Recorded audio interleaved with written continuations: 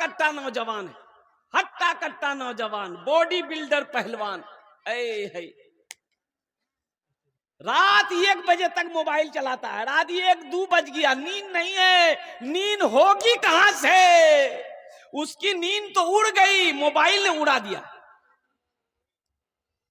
सुबह 10 बज गया, 10 बजे तक साहब की नींद नहीं खुल रही। बताइए, जो कौम 10 बजे सुबह तक सोई रहेगी वो कौम तरक्की करेगी? अरे बोलो भाई, तरक्की करेगी? आप देखिएगा, कुत्ता अपना कुत्ता जाने ना है? कुत्ता और बकरी, देखिएगा, कुत्ता और बकरी, कुत्ता का गोश्त कोई नहीं खाता, ये हराम है। कोई भी कौम कुत्ता को गोश्त नहीं खाती, तो कुत्ता कटता नहीं है। लेकिन बकरी का, बकरा का गोश्त सब खाता है, हर कौम खाती है। लेकिन आखिर वजह क्या है कि बकरियों की तादाद कुत्तों से ज्यादा है। भाई, जब काटा जाता है तो उसकी तादाद कम होना चाहिए ना, बकरी का बकरा कम होना चाहिए, कुत्ता बेसी होना चाहिए। लेकिन आखिर वजह क्या है कि बकरी बकरा काटे जाने पर भी उनकी तादाद ज्यादा है, कुत्ता नहीं खाया जाता है, कुत्ता काटा नहीं जाता है, कुत्तों की तादाद कम है।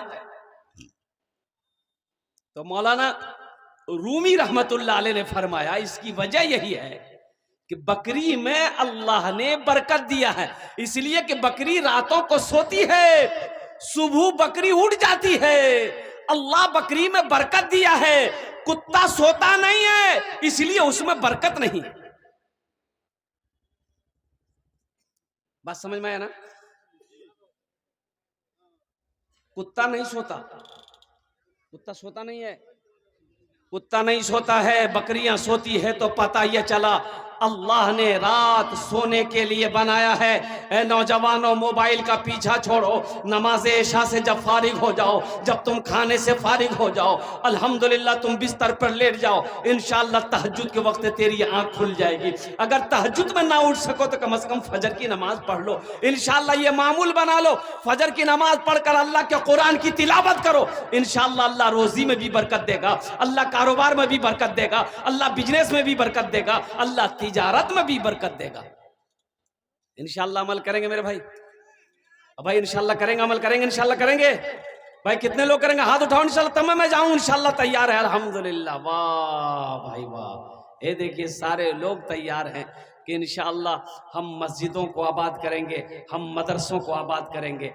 एक बात याद रखिएगा, कुर्बान जाइए, पढ़ा लिखा और जाहिल एक नहीं हो सकता। पढ़ा लिखा और जाहिल बराबर नहीं हो सकता है। इसलिए नौजवानों, एक बात याद रखना, यहूदी कौम, ये यहूदी जो अभी लड़ाई हो रही फिलिस्तीन की इसराइल से ना, तो ये यहूदी से हो रही है।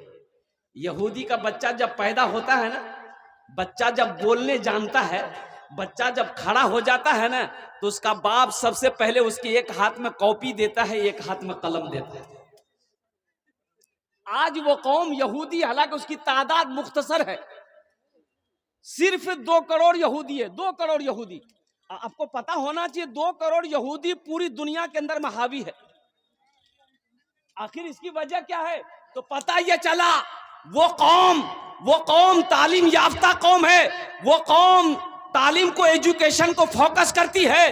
कुर्बान जाओ, आज यही वजह है कि हम मोबाइल में फेसबुक चलाते हैं। इसका ये फेसबुक का इजाद करने वाला कौन है? यहूदी है। व्हाट्सएप है, इसका इजाद करने वाला कौन है? वो यहूदी है। और कुर्बान जाओ, वो एक क्रीम लगाते हैं, हम लोग एक क्रीम लगाते हैं ना, नौजवान लोग लगाता है, फेयर हेयर होल्डर, क्या नाम है? Fair lovely, fair hair lovely. नौजवानों, ये उन यहूदियों ही का इजाद किया हुआ ये है। लक्स साबुन लगाते हो, ये उन्हीं का प्रोडक्ट है। लाइफ बॉय साबुन लगाते हो, ये उन्हीं का प्रोडक्ट है। और कुर्बान जाओ, आज यहूदी आगे क्यों है? तो पता ये चला कि वो एजुकेशन में, तालीम में आगे है। जो तालीम में आगे रहेगा, जो एजुकेशन में आगे रहेगा, वही कामयाब रहेगा। हम लोगों का हालत क्या है, बच्चा थोड़ा बड़ा हुआ होटल में रख दो, 2000-3000 रुपया महीना आ रहा है। अब बाप गुटखा खा के पान खा के बेटा मेरा खट रहा है होटल में, 3000 रुपये 2000 रुपये महीना आ रहा है। वही बेटा थोड़ा बड़ा हुआ पंजाब भेज दिया, दिल्ली भेज दिया। बताओ वही बच्चा बूढ़ा, जब तुम बूढ़ा हो जाओगे वही बच्चा खुट्टा में बांध के मारेगा। अपने बच्चे को तालीम दो मुसलमानों, अपने बच्चे को कुरान से जोड़ो मुसलमानों, और खुद कुरान से जुड़िए, अपने बच्चों को भी कुरान सुनाइए। एक लड़का जेंटलमैन कोट पहना, पैंट पहना, ससुराल गया। कहां गया भाई, बोलो भाई, अरे भाई बोलो भाई, कहां गया बोलो भाई, ससुराल गया। एक बुढ़िया देखी क्या कि कोट पैंट नौजवान पहना है, बूट पहना है, चश्मा पहना है। वो बुढ़िया दौड़ती भी गई ये खत लेकर के। खत पहले जमाने की बात है, अभी ना मोबाइल है, वायरलेस है, खत का जमाना खत्म हो गया। वो बुढ़िया बोलिए बेटा रुक रुक रुक रुक, तो नौजवान खड़ा हो गया। क्या है मम्मी? बोला बेटा ये मेरा खत है, थोड़ा पढ़ के सुना दो, मेरा बेटा भेजा है दिल्ली से। ये नौजवान खत लिया, खत खोल के देख रहा, रोना शुरू कर दिया। ये नौजवान रोने लगा। तो ये नौजवान को जो रोते हुए देखी ना वो बुढ़िया समझी कि लगता है मेरा बेटा को कुछ हो गया। वो बुढ़िया दारों का दार रोने लगी।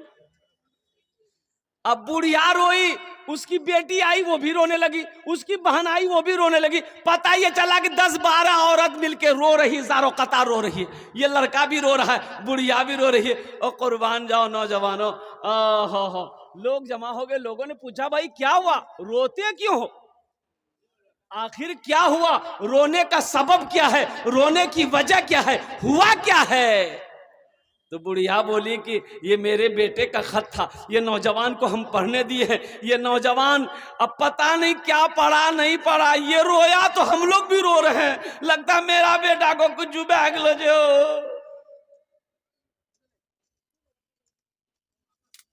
हाँ, एक पढ़ा लिखा नौजवान आया उधर से, तो उस नौजवान के हाथ से खत ले लिया। बोला भाई लाओ तो खत, तुम काहे रो रहे हो? तो खत को पढ़ा, उसमें लिखा था कि अम्मी हम दिल्ली में ठीक ठाक हैं, आपके नाम से हम 5000 रुपया लगा दिए हैं। ये पैसा जब पहुंच जाए, मिल जाए तो अच्छे से दवाई दारू भी कर लीजिएगा, अच्छे से खाइएगा पीजिएगा रहिएगा, आप मेरे लिए दुआ कीजिएगा, आपका बेटा मुन्ना। तो सारे लोग पूछने लगा उस लड़के से कि तुम ये खत देख के रोने कहे लगे? तो वो नौजवान कहने लगा मैं रोया इसलिए कि मैंने बचपन में तालीम हासिल नहीं की, मैं मदरसा स्कूल नहीं गया।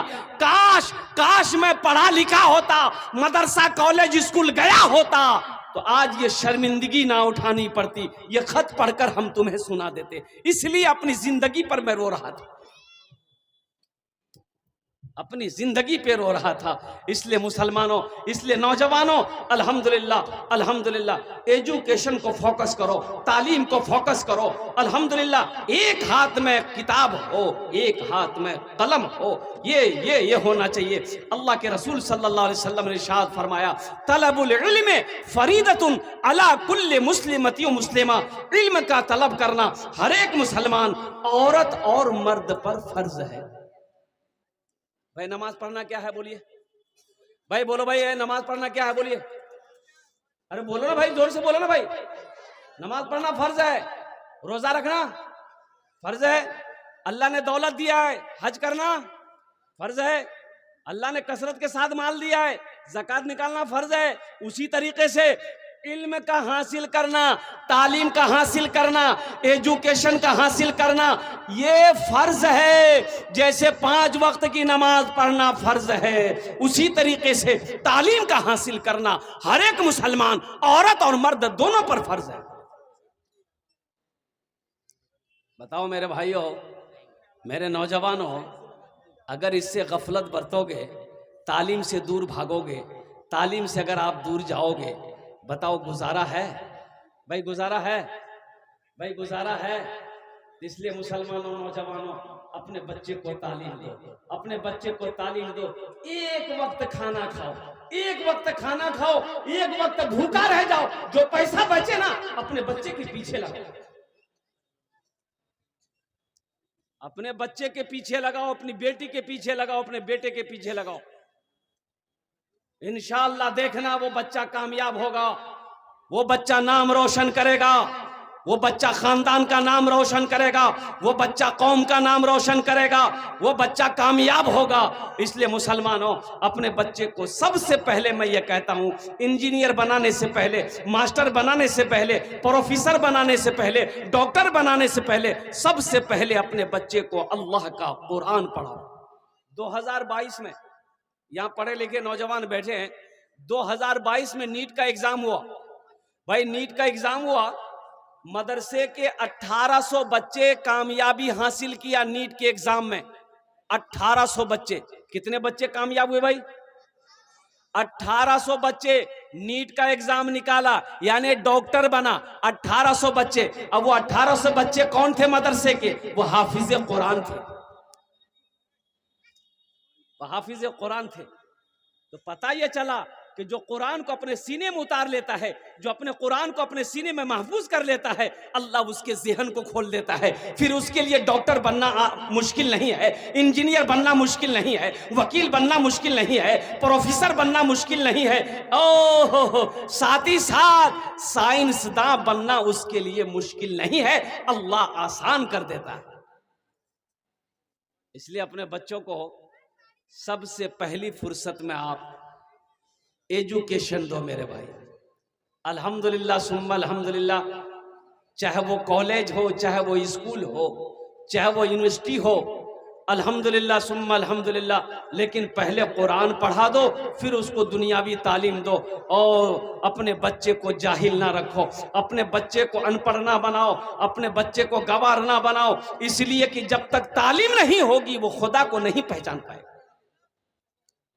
अच्छा बताइए, तालीम नहीं होगी, एजुकेशन नहीं होगा, वो खुदा को पहचानेगा? बोले भाई खुदा को पहचानेगा? खुदा को नहीं पहचानेगा।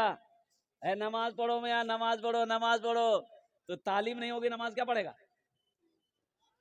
अरे नमाज पढ़ना है तो पहले कुरान पढ़ेगा कि पहले नमाज पढ़ेगा?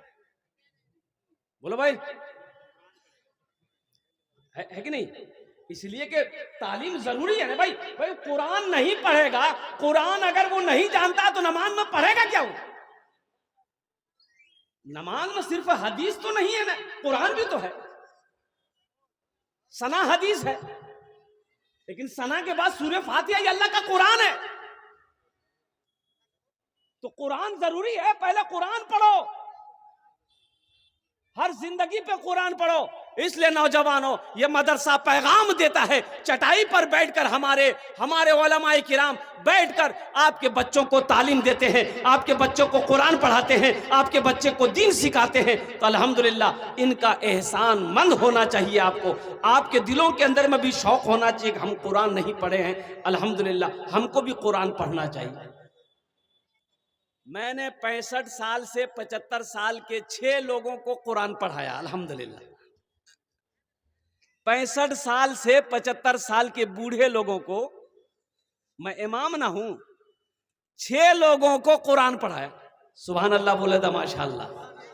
6 लोगों, कोई मुश्किल नहीं है। आपकी उम्र हो गई 50 साल 60 साल, कुरान नहीं पढ़े, बचपन में नहीं पढ़े, जवानी में नहीं पढ़े, बूढ़ा हो गए, तो कोई मुश्किल नहीं है। ये जो मदरसा है ना, मदरसा रियाजुल उलूम इस्लामपुर सफदलपुर, अल्हम्दुलिल्लाह, रोजाना 10 से 15-20 मिनट टाइम निकालो। मेरा मशवरा है, नाकिस मशवरा है, रोजाना मेरे बच्चों नौजवानों 10 से 15-20 मिनट टाइम निकालो, मदरसे में आ जाओ। मदरसा अगर दूर है, मस्जिद का इमाम है ना, उसके पास बैठ जाओ 10 मिनट। क्या मिनट भाई? बोलो भाई, अरे भाई बोलो भाई, 10 से 15-20 मिनट के, हजरत मुझे कुरान पढ़ना है, हजरत मुझे कुरान पढ़ना है, आप मुझे थोड़ा टाइम दे दे, बड़ी मेहरबानी होगी। अगर पैर पकड़ना पकड़ पड़े तो पैर पकड़ लेना पढ़ाने वाले की।